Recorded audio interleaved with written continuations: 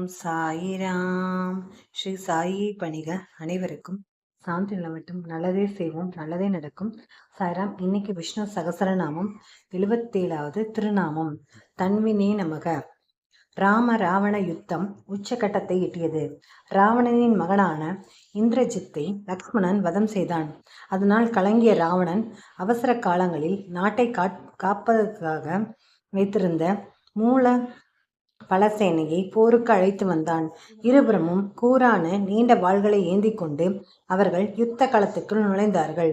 மழைக்காலத்தில் கரையான் புற்றிலிருந்து கரையான்கள் வரிசையாக வருவது போல லங்கை கோட்டையிலிருந்து அவர்கள் வானர சேனையை நோக்கி வரத் தொடங்கினார்கள்.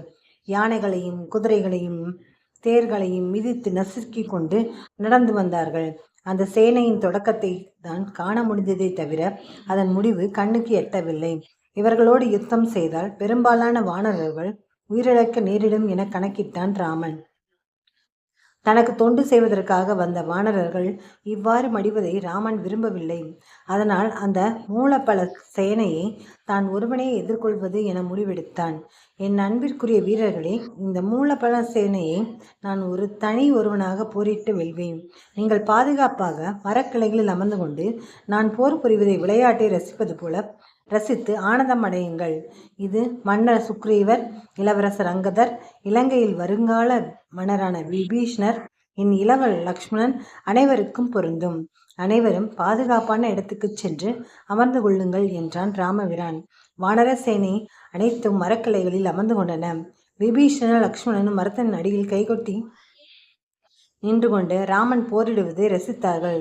ராமன் கையில் வில்லுடன் தனி ஒருவனாக நிற்கும் அந்த பெரிய மைதானத்துக்குள் மூலப்பல சேனை நுழைந்து ராமன் மேல் பாய்ந்தது. அவர்களை நோக்கி ராமன் சம்மோகன அஸ்திரம் என்ற ஒரு அம்பை செலுத்தினான். அதன் சிறப்பு என்னவென்றால், அதனால் அடிப்பட்டவருக்கு பார்க்கும் பொருட்கள் எல்லாம் அம்பை எய்தது போல தோன்றும். அதுவே அது பலவாக பெரிய அவர்களை தாக்கியது. தாக்கப்பட்ட ஒவ்வொரு அரக்கனுக்கும் அவனை சுற்றி உள்ள அரக்கர்கள் அனைவரும் ராமனாகவே தெரிந்தார்கள். அதனால் ஒவ்வொரு அரக்கனும் தன்னை சுற்றி உள்ள அரக்கர்களை ராமனென எண்ணி வாளால் அவர்களின் தலையை வெட்டத் தொடங்கினான். இறுதியில் அந்த மூலபல சேனை முழுவதையும் ராமன் வதம் செய்தான். ராமனின் வில்லில் ஒரு மணி கட்டப்பட்டிருக்கும்.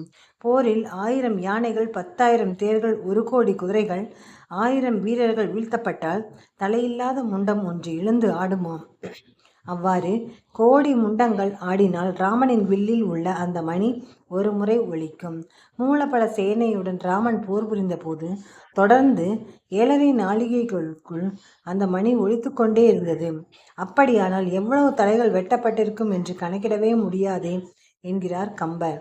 ஆணை 1000, தேர் 10,000, அடற்பரி 1 கோடி, சேனை காவலர் 1000 பேர் படின், செழுமணி கவந்தம் ஒன்று ஆடும், காணம் 1000 கோடிக்கு கவின்மணி கனியில் எனும், ஏனை அம்மணி 7.5 நாழிகை ஆடியது நிதன்றே.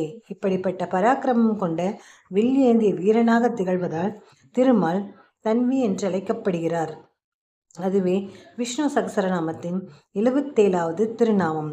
தன்வினே நமக என்று தினமும் சொல்லி வரும் அன்பர்களின் வாழ்வில் தரும் தடைகளை எல்லாம் சாரங்கபாணி தவிடு பொழியாக்கி அருள்வார். ஓம் நமோ நாராயணாய. சர்வம் ஸ்ரீ கிருஷ்ணார்ப்பணம். ஜெய் சாய்ராம். சாயப்பாவின் திருவடிகளே சரணம்.